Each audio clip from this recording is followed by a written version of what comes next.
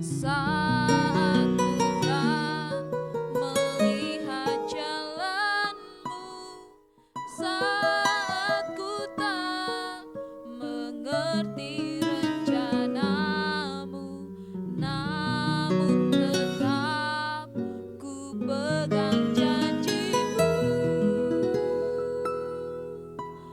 Pengharapanku hanya padamu, hatiku percaya,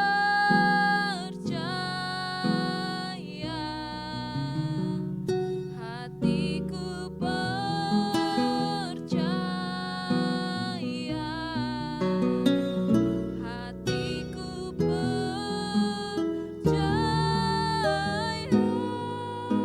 selalu ku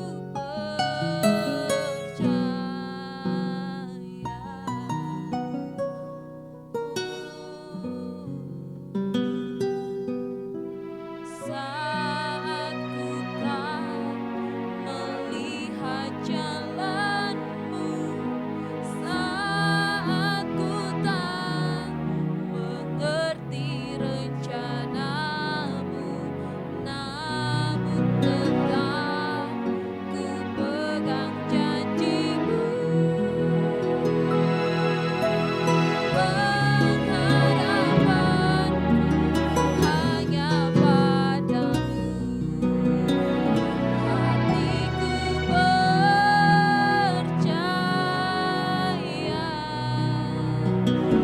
hatiku percaya,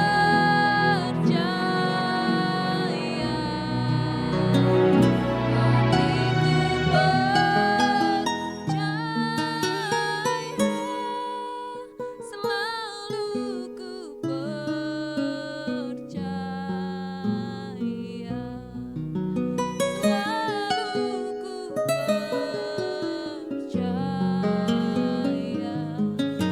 selalu ku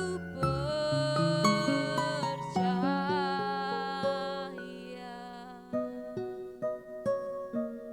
Terima kasih Tuhan Yesus. Kami perlu hikmat daripada Tuhan untuk kami memahami apa yang menjadi isi hatimu untuk kami pagi hari ini, untuk hari ini Tuhan Yesus. Ajar kami untuk kami memahami dan mampukan kami Tuhan untuk melakukannya dalam hidup kami. Terima kasih Tuhan Yesus. Dalam nama Yesus kami berdoa dan mengucap syukur, haleluya, amin.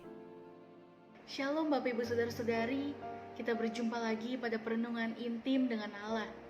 Pada hari ini, hari Rabu, tanggal 21 Juni 2023, kita akan mendengarkan sebagian daripada firman Tuhan yang bertemakan waspada terhadap pujian. Saya harap Bapak Ibu Saudara-saudari sudah membacanya terlebih dahulu dalam kitab 1 Raja-Raja pasal yang ke-10 sampai yang ke-11 dan 2 Tawarik pasal yang ke-9. Apa yang dimaksud dengan pujian? Pujian adalah pemberian label bagus atau kebaikan atau keunggulan dan atau penghargaan terhadap sesuatu. Pujian yang disampaikan secara baik, tulus, tepat, dan objektif akan bermanfaat positif bagi perkembangan mental orang yang menerimanya. Karena itu terdapat hal yang perlu diwaspadai dari pujian yang diterima, yakni pujian yang disampaikan secara pura-pura. Jangan terlalu mudah memberikan pujian, tetapi jangan terlalu sulit memberikan pujian. Ada kalanya seseorang belum patut menerima pujian, tetapi telah mendapatkannya berkali-kali. Terdapat orang yang patut mendapat pujian tetapi tidak pernah menerimanya. Sesuatu yang patut dikerjakan seseorang, setelah mengerjakannya tidak sepatutnya mendapat pujian. Sebagai contoh, si A, seorang pelajar, pekerjaan yang patut dikerjakan adalah belajar. Pada saat anak tersebut belajar, tidak patut mendapatkan pujian, karena anak tersebut melakukan sesuatu yang sepatutnya dikerjakan.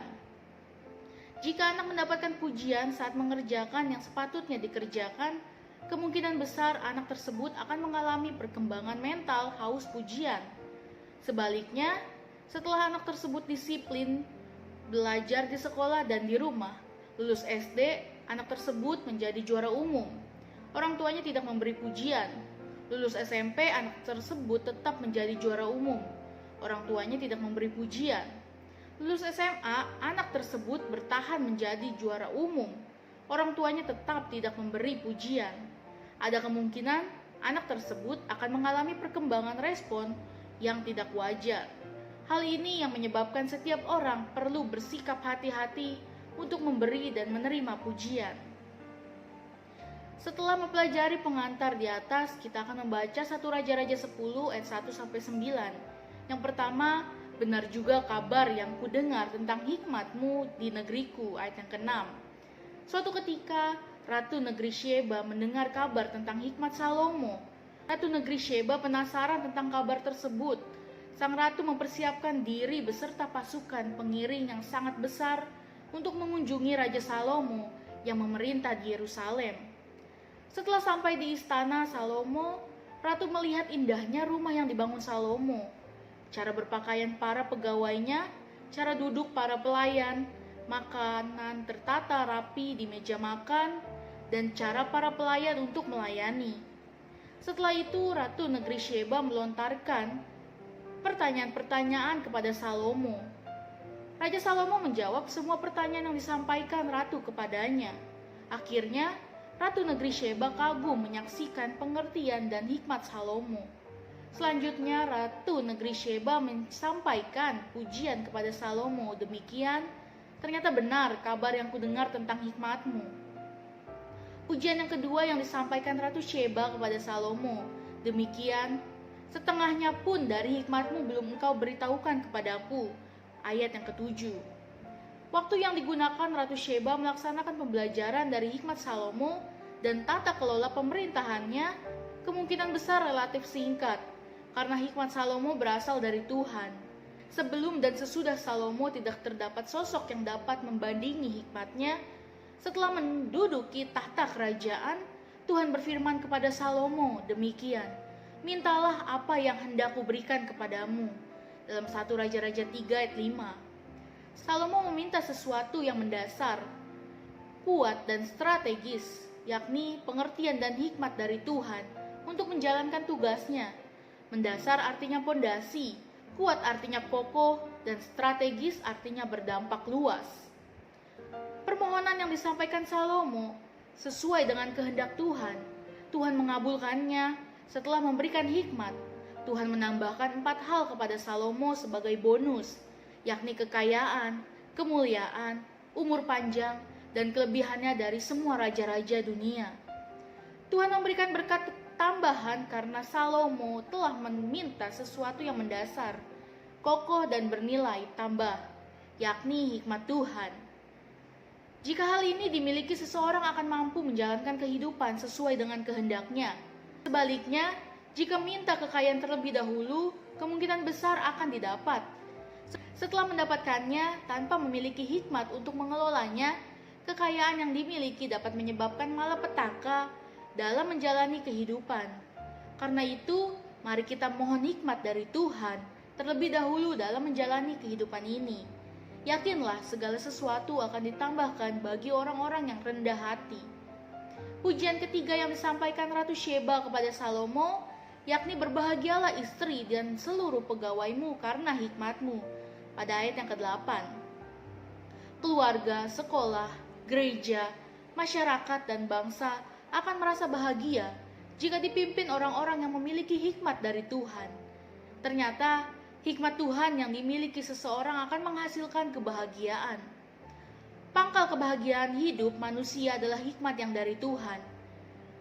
Setiap orang yang mengharapkan kebahagiaan dalam menjalani kehidupan ternyata bukan pada harta kekayaan, barang mewah, jabatan, dan kekuasaan, tetapi bersumber dari hikmat yang daripada Tuhan. Mari kita berdoa kepada Tuhan, seperti Salomo, meminta pengertian dan hikmat untuk mengawali setiap permohonan yang dipanjatkan kepada Tuhan. Setelah menyampaikan pujian yang begitu hebat, Ratu Sheba juga menyampaikan hal yang sangat penting kepada Salomo. Demikian, terpujilah Tuhan yang telah mendudukkan engkau menjadi raja di Israel untuk melakukan keadilan dan kebenaran. Pada ayat yang ke-9. Setelah menyaksikan hal-hal yang luar biasa pada tata laksana pemerintahan Salomo, akhirnya Ratu Sheba pun terdorong untuk memuji Tuhan yang telah memberikan hikmat kepada Salomo. Akhirnya Ratu Sheba mengingatkan supaya Salomo menjalankan sesuatunya berdasarkan hikmat yang daripada Tuhan untuk menegakkan keadilan dan kebenaran. Makna apa yang perlu dipetik dari pesan ini untuk diterapkan dalam kehidupan saat ini? Untuk hal-hal yang belum jelas supaya kita melakukan konfirmasi terlebih dahulu. Ketika konfirmasi atau klarifikasi hendaknya dilakukan secara sopan, baik, dan langsung. Seperti yang dilakukan Ratu Sheba kepada lingkungan pemerintahan Salomo. Hasil konfirmasi yang dilakukan hendaknya diterima secara terbuka dan objektif. Jika terdapat hal-hal yang baik dan patut dicontoh, baik dari orang lain, hendaknya diterima secara jujur. Pada akhirnya, memuji Tuhan atas berkat yang telah Tuhan berikan kepada kita masing-masing. Amin. Mari sama-sama kita berdoa. Terima kasih Tuhan Yesus pada perenungan hari ini Tuhan. Terima kasih Tuhan untuk hikmat yang telah Engkau berikan kepada kami. Biarlah kami Tuhan menjadi manusia yang takut akan Kau selalu Tuhan. Biarlah kami hidup seturut dengan kehendak-Mu. Biarlah setiap pujian-pujian yang diberikan oleh orang lain Tuhan, dan kami tidak meninggikan diri kami terhadap pujian tersebut Tuhan. Terima kasih Tuhan Yesus pada perenungan hari ini. Dalam nama Tuhan Yesus, haleluya, amin. Salam sejahtera, Tuhan Yesus memberkati. Shalom.